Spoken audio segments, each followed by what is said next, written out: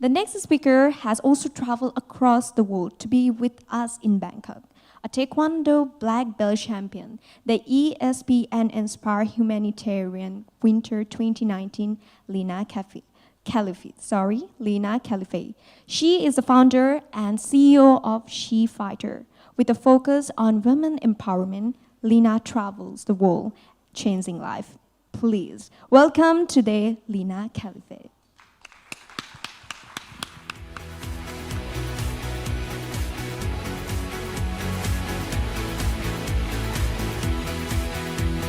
Hi everyone, I'm so excited to be here. My name is Lina Khalifeh. If you can say the kha, if you can't, it's fine. I'm not gonna punish you. No push-ups on stage.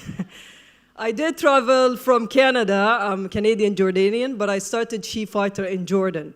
The reason I started it, because when I was a kid, I was called and named by my father that I'm a big troublemaker. I don't think he was wrong. I believe troublemakers, when someone says you're a troublemaker, it means you're bold. You do things regardless of your fear. It doesn't mean that I'm afraid, I don't have any fear that doesn't exist. I do it anyway. And that's where I started to take steps. As a young kid, I was bullied a lot by boys. I look different. I do not fit in society. So I was always told to be in a certain way. And I learned to say no more than saying yes. So I would say no a lot, and there's consequences. There's a lot of violence. And that's where I learned to stand up for myself, physically, spiritually, emotionally, in all ways.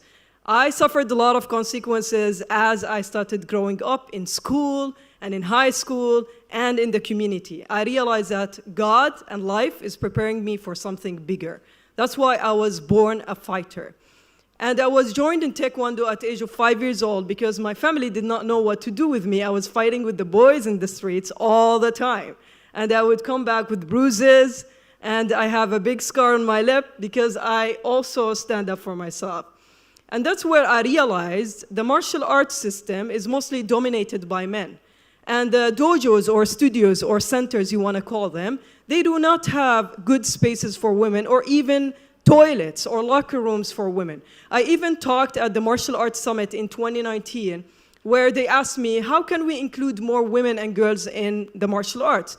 I said, easy. If you start to have, number one, toilets for women or even have exclusive spaces for women to feel safe, not being harassed. I had to change 3 studios in Jordan where I was constantly getting harassed as a kid from the coaches.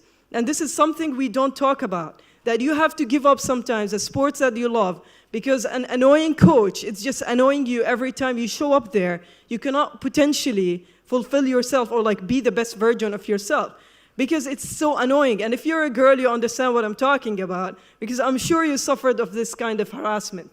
And it exists in sports. And they use sometimes their power to do this. And this is bad. We don't have a lot of female coaches. So I said, since there's not much exclusive spaces for girls or women, and nobody believed that women would join if we have exclusive spaces, I decided to start one. I think I was, what age? I can't remember, 24 or 24 maybe. I started SheFighter. So it's the first self-defense studio for women. And everybody thought that this idea is gonna fail. They said, women will never join, and this is a bad investment. I started getting hundreds and hundreds of women joining the training. And in 2014, I had to expand my studio and then going all over the globe to certify trainers. So far, we certified more than 700 female instructors globally, and we train more than 25,000 women all over the globe. I think with sports, if we invest, thank you.